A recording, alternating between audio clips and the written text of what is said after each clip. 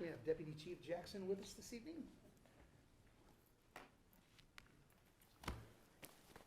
Deputy Chief Ricky Jackson, Norman Police Department. Good evening.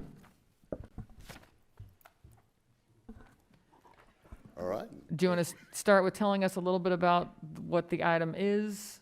Okay, the item is software used to download information from suspected cell phones containing images of child trafficking, exploitation, and things of that nature. All right.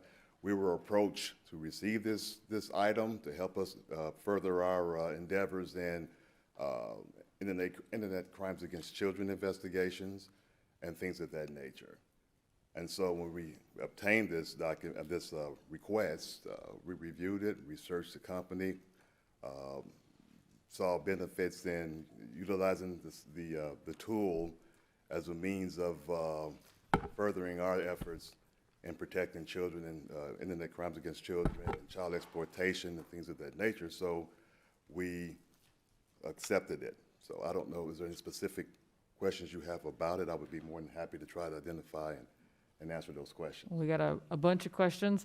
I'll start us off. What is to stop any police officer from abusing said technology and just downloading stuff from a phone they have? We have to obtain a search warrant to obtain information from the cell phone. We can't just be curious or voyeuristic or anything of that nature. Also, you know, obtaining and possessing child pornography or those types of images is a felony, regardless if you're a police officer or not, if you don't go through the due process to obtain those images. Okay, thank you. Councilmember Holman. Question I wanted to clarify on the record was the requirement of a warrant to use this technology on a device. And then what does the department currently do if you come across an iPhone that you suspect and have a warrant to look into? Are we just not able to currently, or? You know, currently we have equipment to do that, but apparently the iOS, the new safeguards and encryption on the cell phones make it much more difficult, and our equipment is antiquated. We can't download those images because we don't have the updated software to do that.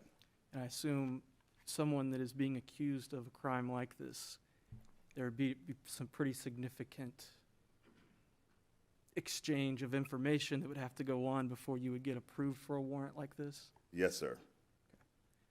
Thank you. Appreciate that. Councilmember Peacock. Thanks. So this will be just used for crimes against children, correct? There won't be any spillover into other areas?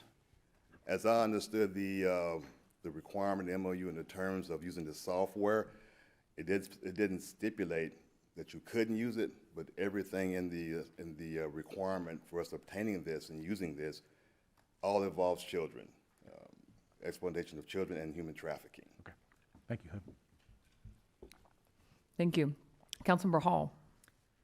Well, you've already addressed several of my questions, but to take this a step further, so are you intending to develop any kind of protocol or procedures on limiting the use of this to this particular area of crime investigation, or would you be using it for other investigations that you want to do?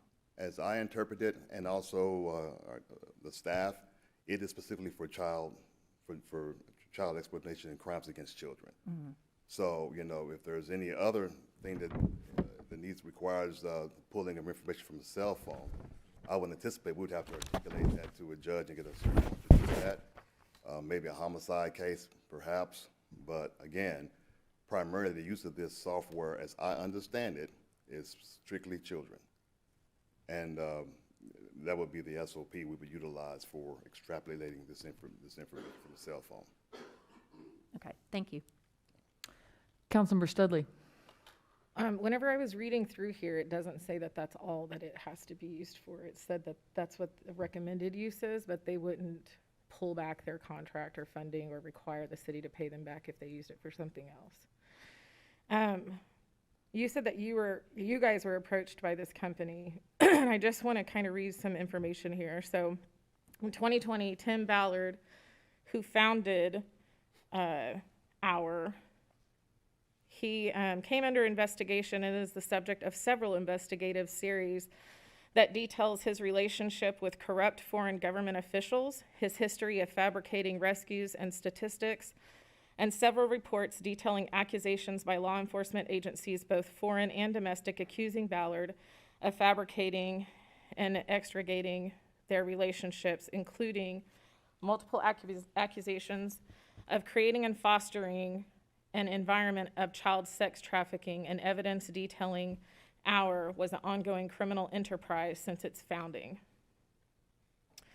The other thing I want to read is that, and this is the organized Underground Railroad. They are centered around Black and Latino children in its fundraising work, but ignored requests from Black activists to change the organization's name.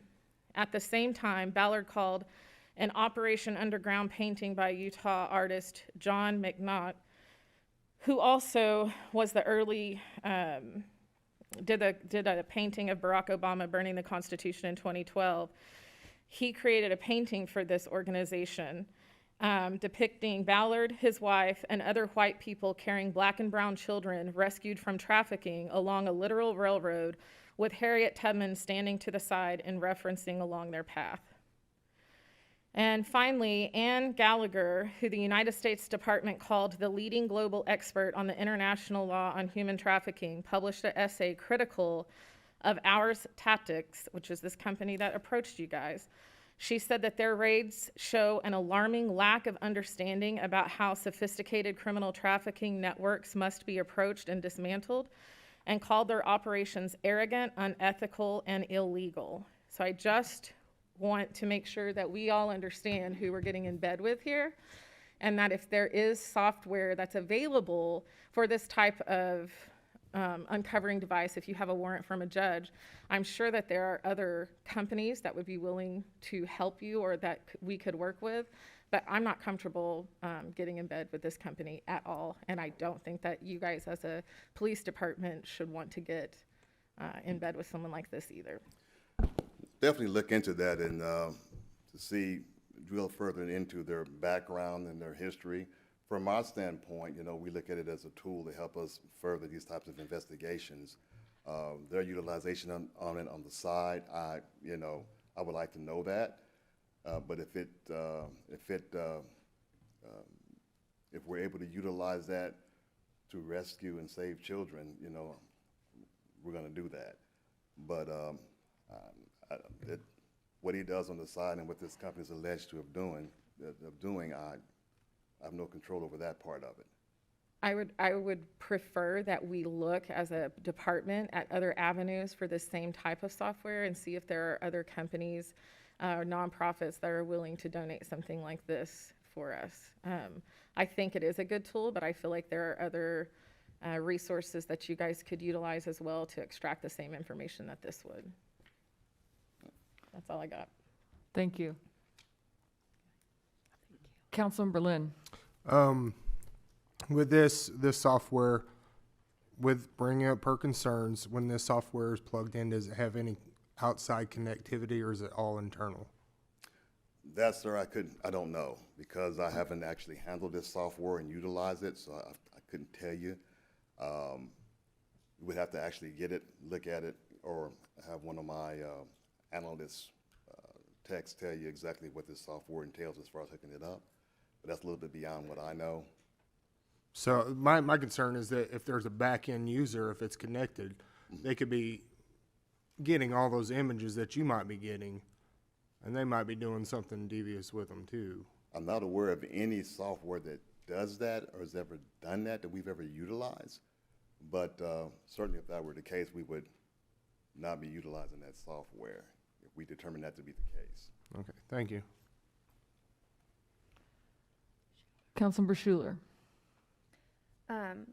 So in the agreement that we would be signing with this company to donate the money to get this software, they are requiring us to provide some level of information to them about when this is utilized to solve a case and getting some kind of media recognition for them providing this for us. So they are looking for some kind of recognition alongside the Norman Police Department if the software is utilized in capturing a criminal related to, you know, some kind of child sex trafficking or crimes against children. Based on what Councilmember Studley said about the company's reputation, does that concern you in putting the Norman Police Department next to a company like that in an outward fashion? It's not just that we're utilizing this money to get this software, but that we are looking like we are supporting what this company is doing outward facing. Is that a concern? Sure, it would if when we do our research on this company deeper and we had determined that, then yes, of course, that would be a concern as far as who we're associating with. So, I mean, right now, what this is, it's in front of us is looking like we need to, you know, approve or not. So would you be comfortable with us postponing this item until we can do further research into this company so that we can understand fully what we're approving? I absolutely agree. If there are concerns, I think we ought to look into it. Are you making a motion, Councilmember? I am making a motion to postpone this item. Do we need a date? Yes, we do need a date certain. Is 2 weeks enough time, Deputy Chief? Should be fine. Okay, a date certain of October 26th? Yes. Do we have a second? The motion on the floor is to postpone this item until a date certain of October 26th to ensure that Norman PD and the city of Norman has enough time to do its due diligence in deciding whether or not they want to accept this grant. Council members, you may cast your votes.